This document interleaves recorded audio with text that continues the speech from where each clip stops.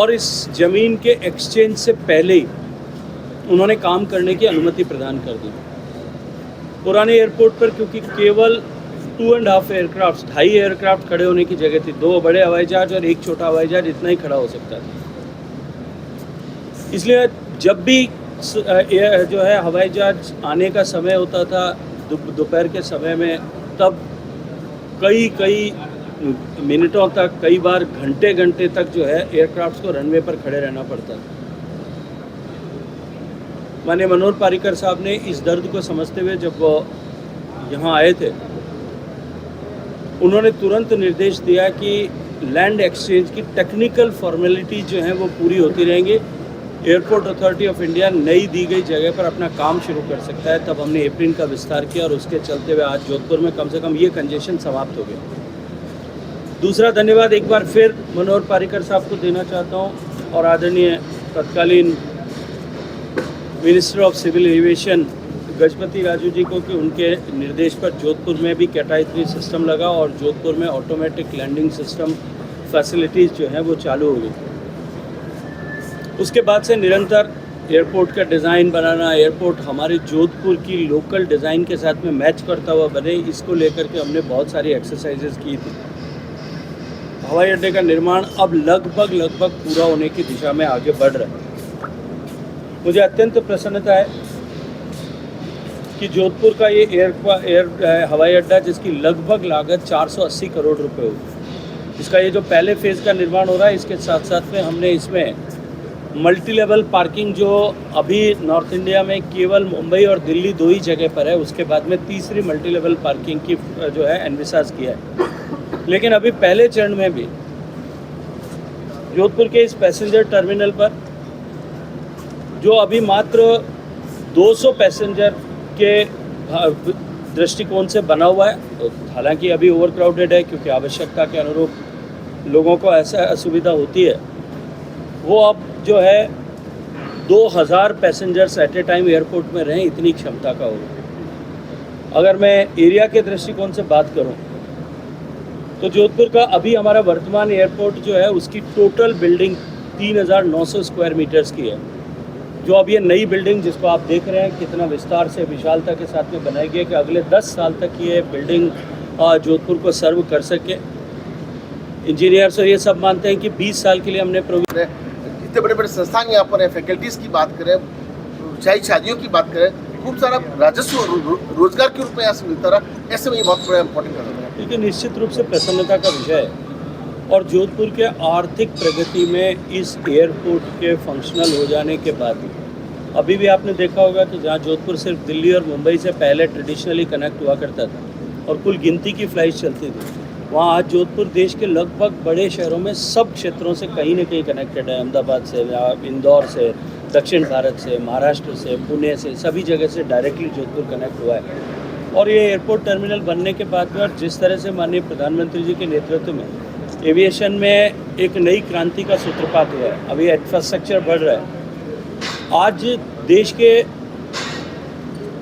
जो Indian skies में और भारतीय ऑपरेटर्स जो इंटरनेशनल स्काइज़ में ऑपरेट करते हैं, कुल मिलाकर के भारत में लगभग 480 के आसपास एयरक्राफ्ट फंक्शनल हैं जो कमर्शियल एयरक्राफ्ट। और आपको सुखद आश्चर्य होगा कि आने वाले 3 साल में हमारा देश सबसे तेज़ी से प्रगति करने वाला जो एविएशन इंडस्ट्री है, इसके प्लेयर्स ने 1000 नए एयरक्राफ्ट जो बुक किए हैं वो डिलीवर होने वाले हैं।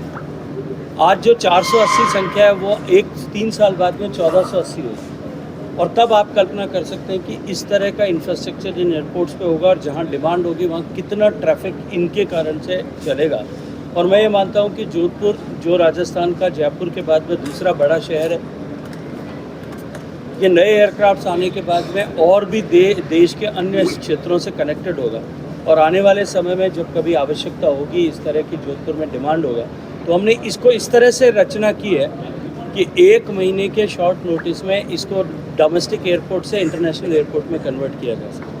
1 महीना मात्र में इसको इंटरनेशनल एयरपोर्ट बनाया जा सकता है। आने वाले समय में जब कभी आवश्यकता होगी, इस तरह की ज़रूरत जोधपुर के लोगों को महसूस होगी, हम इसको एक लेवल पर आगे ले जाने के लिए भी काम करेंगे। अभी कितने हवाई अड्डे के विषय को जब हम इस हवाई अड्डे के लिए ज़मीन की चर्चा कर रहे थे तब से लेकर के जोधपुर के मीडिया के साथियों ने, प्रिंट और इलेक्ट्रॉनिक मीडिया के साथियों ने जिस तरह हर कदम पर हमारा साथ दिया, मैं आप सबका भी इसके लिए आज जब मैं पहली बार इस बिल्डिंग के बनने की प्रक्रिया इस शेप में आने के बाद मैं पहली बार आया हूँ, आप सबका भी मैं हृदयपूर्वक धन्यवाद करता हूँ। मैं राजस्थान सरकार का भी धन्यवाद करता हूँ, JDA का भी धन्यवाद करता हूँ, क्योंकि ये जो नाला सामने से जा रहा था, मैंने JDA को आग्रह किया था कि इस नाले को कवर करें और इस सामने वाले नाले को कवर करके इसका ब्यूटिफिकेशन कर सके, ताकि ये एयरपोर्ट को के सौंदर्य को जो है अभिवृद्धि करे। इस नाले के भी कवर करने का काम चल रहा है। तो कुल मिलाकर के जोधपुर के लोगों के लिए एक नया अनुभव और एक अच्छा अनुभव देने वाला एक बड़ी सुविधा जो है ये आने वाले समय में होगी। आप सबका धन्यवाद। कि हमारे जोधपुर का एयरपोर्ट का विकास हो सके, जोधपुर में जिस तरह की व्यावसायिक गतिविधियाँ हैं, जिस तरह का एक्सपोर्ट का पोटेंशियल है, हैंडीक्राफ्ट का उद्योग, स्टील का उद्योग, टेक्सटाइल का उद्योग, एग्रोकेमिकल का उद्योग, स्टोन का उद्योग, इंजीनियरिंग इंडस्ट्रीज, केमिकल इंडस्ट्री और उन सब का एक्सपोर्ट पोटेंशियल, इसके साथ साथ में जोधपुर में सारे higher and education institute, AIIMS से लेकर के NLU से लेकर के IIT से लेकर के फुटवेयर डिज़ाइनिंग इंस्टीट्यूट से लेकर टेक्सटाइल डिज़ाइनिंग इंस्टीट्यूट से लेकर के फैशन डिज़ाइनिंग तक के सारे इंस्टीट्यूट, उन सब के चलते हुए जोधपुर का में एयरपोर्ट का विकास हो, विस्तार हो, इसकी आवश्यकता अनेक वर्षों से महसूस की जा रही थी।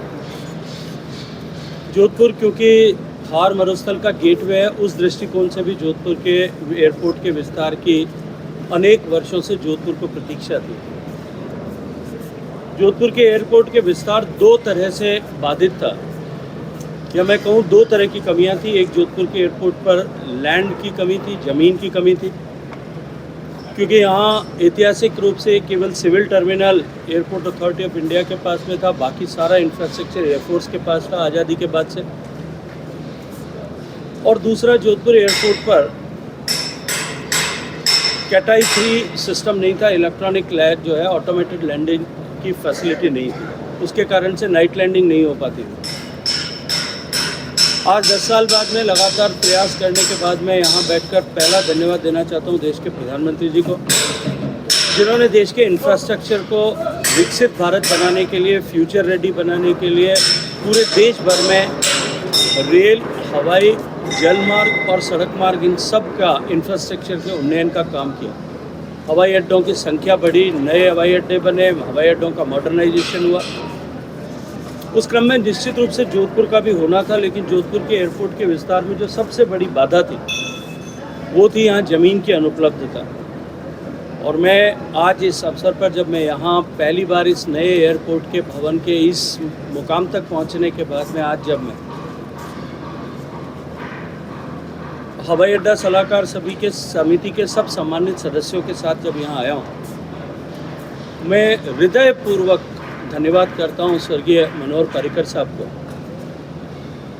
जब वो रक्षा मंत्री थे, माननीय प्रधानमंत्री जी के निर्देश पर जब मैं उनके पास में इस विषय को लेकर के गया था कि जोधपुर एयरपोर्ट के विस्तार के लिए हमको ज़मीन की आवश्यकता है और इस तरह का संकट है, इतने वर्षों से एयरफोर्स के साथ में हमारा ये विषय लंबित है, नहीं हो पा रहा है, उन्होंने जोधपुर एयरपोर्ट के विकास के लिए ट्राईपार्टाइट, क्वाड्रीपार्टाइट, चतुष्कोणीय जो है MOU करके राज्य सरकार, नगर निगम, एयरपोर्ट अथॉरिटी ऑफ इंडिया के साथ बीच में, और ये एयरपोर्ट बनने का सपना साकार किया। ये 37 एकड़ ज़मीन हमें मिली। देश में विस्तार हो रहा है, देश की अर्थव्यवस्था बढ़ रही है, आवश्यकताएं बढ़ रही है, लोग सहजता के साथ में हवाई यात्रा कर रहे हैं। प्रधानमंत्री जी का ये आज से 10 साल पहले कहा गया वाक्य कि हवाई चप्पल पहनने वाला इस देश में हवाई जहाज़ में घूमेगा, वो अब साकार होता हुआ दिख रहा है। तो इसकी जो है इसका एयर फ्लोर एरिया वाइज इसको लगभग 6 गुना 24,000 स्क्वायर मीटर का कंस्ट्रक्शन किया गया। आज जो एयरक्राफ्ट के में आने वाले लोग, उनके पैसेंजर्स के लिए जो सामान आता है, उसकी कन्वेयर बेल्ट की संख्या जो है उसको भी 1 से बढ़ा करके 3 किया है। अभी हमारे एयरपोर्ट पर जो है आने और जाने दोनों वाले लोगों के लिए सीधा बस से बैठ करके ही टर्मिनल में जाना होता है या पैदल सीधा हवाई जहाज़ तक जाना होता है, क्योंकि नए भवन में डिपार्टिंग पैसेंजर, जो जाने वाले पैसेंजर हैं वो ऊपर से जाएंगे, और जो है आने वाले पैसेंजर्स के लिए भी तो उनके लिए एरो ब्रिज की व्यवस्था की गई है ताकि सीधे हवाई जहाज से उतर करके वो आ जा सकें। ऐसे 6 एरो ब्रिज हमारे एयरपोर्ट पर होंगे। ऊपर जाने वाले यात्रियों की सुविधा के लिए एस्केलेटर्स लगाए गए हैं। ऊपर जो है आने और जाने दोनों की तरफ से जो है डिपार्चर और अराइवल दोनों साइड में लिफ्ट्स लगाई गई हैं। सिक्योरिटी चेक की व्यवस्था की गई है। और अब इस एयरपोर्ट पर अभी पहले चरण में 300 कारें एक साथ पार्क हो सकें। अभी 60 कार का लगभग प्रोविज़न है, 5 गुना प्रोविज़न उसके लिए किया गया है। लगातार चर्चा करके, मॉनिटरिंग करके, एयरपोर्ट अथॉरिटी ऑफ इंडिया के लेवल पर भी, निर्माण की एजेंसीज़ के साथ में भी बात करके हमने इस विषय को यहाँ तक ला करके खड़ा किया है कि दिवाली पर जोधपुर वासियों को नए एयरपोर्ट की सौगात दी जा सके। और इस दिवाली मुझे लगता है कि जोधपुर के लोग और ज़्यादा खुशी के साथ में, प्रसन्नता के साथ में और नए अनुभव के साथ में जोधपुर के लोग दिवाली मना पाएँ, इस लक्ष्य के साथ में हम सब लोग काम कर रहे हैं। और इस समिति के भी सभी सदस्यों का धन्यवाद करता हूँ। इन्होंने भी बहुत गहरी रुचि लेकर इस भवन का निर्माण हो सके, इस भवन का निर्माण गुणवत्तापूर्वक हो सके, इस भवन के निर्माण का जोधपुर के स्थापत्य के अनुरूप हो सके, हमेशा रुचि लेकर के इस काम में सहयोग किया है। क्योंकि सभी अनुभवी लोग हैं, अलग अलग तरह की जो है वैविध्य अनुभव का रखने वाले लोग हैं। इन सब के अनुभव का लाभ निश्चित रूप से जो है जोधपुर के हवाई अड्डे को और जोधपुर को हमेशा मिला है। मैं ये मानता हूँ कि इनकी इस परिश्रम के चलते हुए, इनके इस विजनरी कंट्रीब्यूशन के चलते हुए जोधपुर के लोगों को इनकी ये सौगात अनेक वर्षों तक जो है एक नया और अच्छा अनुभव प्रदान करेगी। खड़े हो सके इस तरह की व्यवस्था जोधपुर में, इतनी सुविधा जोधपुर में रहेगी। और क्योंकि हमारा पुराना टर्मिनल वो एग्जिस्टिंग टर्मिनल रहेगा, ऐसे समय में जब हज यात्री जाते हैं हमारे, या कहीं ऐसा विशेष आयोजन हो, तब उस टर्मिनल को भी या कार्गो टर्मिनल के रूप में उसको भी उपयोग किया जा सकता है। इसकी भी व्यवस्था हमने रखी है। बहुत धन्यवाद।